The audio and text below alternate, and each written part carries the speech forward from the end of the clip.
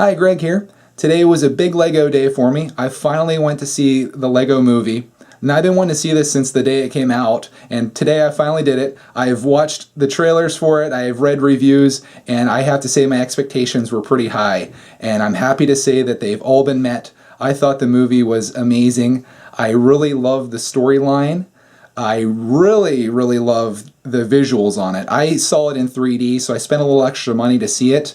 But I thought that the use of the bricks to actually make up the sets, that was amazing. I really loved the visuals, and I was just blown away by the locations they went to, and the use of minifigs was fantastic.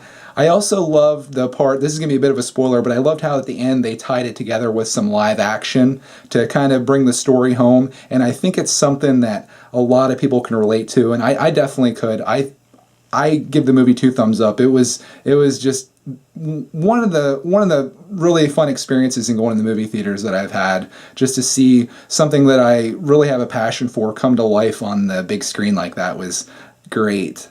Now, the Lego movie sets, on the other hand, I'm not that passionate about. I've looked at them all, I've watched a few reviews on them, and I think they're okay. I haven't really seen anything that's really inspired me. I think I don't know, I just think they're kind of boring.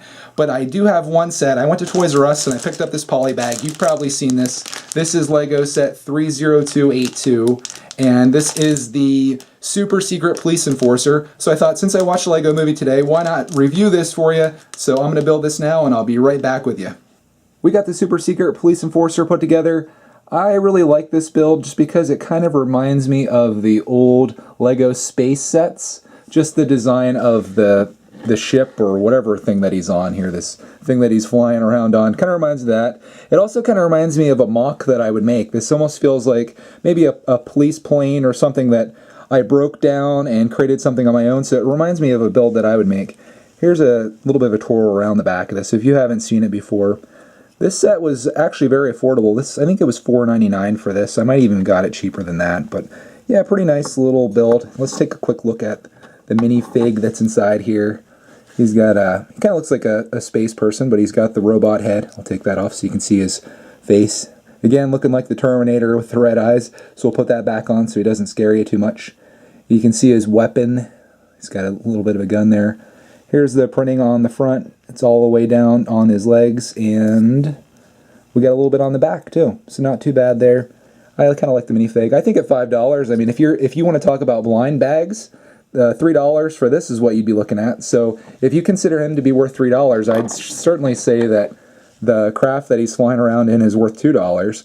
So this is what this thing looks like. You got the little controls here, which you can use, and then obviously the blue and the red light on the side. These must be some lasers on the front, and then maybe some propulsion system on the back here. I'm not really sure what that might be. Yeah, I guess that's exactly what it is. If you look here, we got some flames coming out of the back and there, so that's on both of those.